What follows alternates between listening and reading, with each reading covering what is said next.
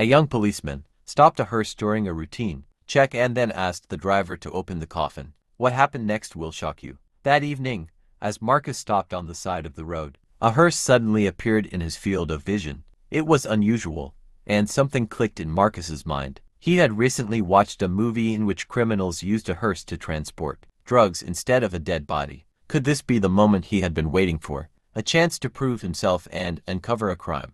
Marcus was a young policeman, and in the 10 months of patrolling the highway, he hadn't uncovered any major crime. That's why his colleagues often made fun of him. Feeling disappointed, Marcus tried to improve his professional skills by watching crime movies, hoping to learn something from fictional detectives. Excited, the policeman waved his hand and ordered the hearse to pull over. He introduced himself to the driver and asked what was inside the coffin. The driver arrogantly replied that the coffin contained a dead body. Not satisfied with the driver's rude response, Marcus asked him to open the coffin. The driver hesitated, which only increased Marcus's suspicion. Trying to intimidate the driver and gauge his reaction, Marcus claimed that the police had received a tip that the hearse was carrying illegal goods and that all hearses were being checked that day. As the driver became increasingly agitated, Marcus's confidence grew. He imagined the hearse loaded with contraband. Tired of the driver's unwillingness to cooperate, the young policeman drew his pistol and pointed it at the driver,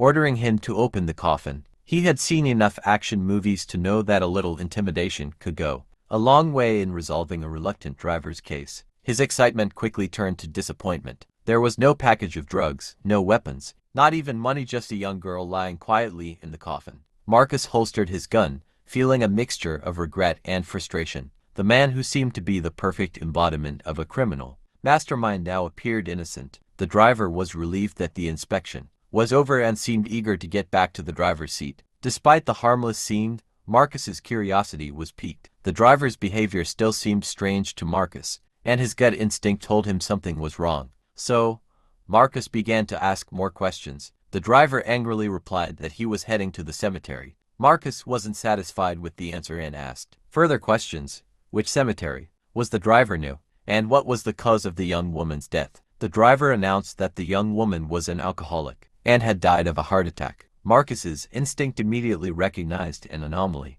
The deceased didn't look like an alcoholic, and there was something odd about her dying in her pajamas, as if her death was sudden and she had been placed in the coffin without any special preparation or care. Marcus suspected that this woman might be the victim of a sinister plot. The more the policeman thought about it, the more determined he became to get to the bottom of the truth. He then asked if the woman had any relatives. The man hastily answered that she did. Just as Marcus was about to ask why the woman was dressed in pajamas, the driver suddenly hit him with a sharp blow to the head, knocking the policeman unconscious. Minutes later, Marcus woke up in a coffin, horrified to find himself lying next to the deceased woman. Fear overcame him as he couldn't decide what was worse, being so close to a dead body or being locked in that closed coffin. Desperately trying to find a way out, Marcus rummaged through his pocket and found his phone. He tried to call for help, but unfortunately, there was no signal. Just when Marcus thought the worst had happened, he heard a moan. At first, he thought his mind was playing tricks on him, but then the sound repeated. At that moment, he realized the dead woman was moaning. It took all of Marcus's courage not to scream. When the shock wore off, Marcus realized the woman was still alive, just unconscious. Filled with new hope, Marcus knocked on the top of the coffin, hoping someone could hear him, but his chances were slim. Finally, after what seemed like an eternity, the car stopped. Marcus immediately began to plan his next move, expecting the driver to open the coffin so he could rush at him. However, his hope was dashed when he heard the voices of two other people. Unfortunately, the driver was not alone, and his accomplices were also there. They carefully took the coffin out of the car, carried it to the cemetery, and lowered it into a freshly dug hole. Filled with rage, Marcus screamed and demanded the criminals open the coffin, but his words were ignored. A few minutes later, the men began covering the coffin with dirt, burying Marcus and the woman alive. Just when all seemed lost, the sound of the bandits faded away. After about 10 minutes,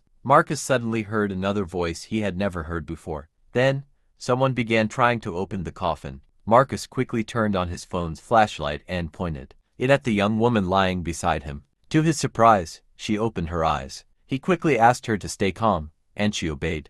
The man trying to open the coffin was Ron, the cemetery guard. He had noticed the suspicious individuals burying the coffin in a new grave, and the poorly dug grave made Ron even more suspicious. Deciding to investigate, Ron walked over to the hearse and looked inside, hoping for clues. To his surprise, he noticed a gun on the floor next to the driver's seat. Realizing that the undertakers were armed and dangerous, Ron knew he had to be careful. When the criminals left the grave to drink and discuss their plans, Ron saw his chance to help whoever was inside the coffin. He carefully crept over to the grave and opened it, freeing Marcus and the woman inside. Marcus quickly got out, grabbed a shovel, and rushed toward the stunned criminals. He struck the driver in the head with the shovel, causing him to fall. Then, the policeman and the guard successfully subdued the other two criminals before they could regain control. Fortunately, Marcus now had a signal on his phone and quickly called for help and an ambulance. The police investigation revealed that the criminals had tried to bury the woman alive.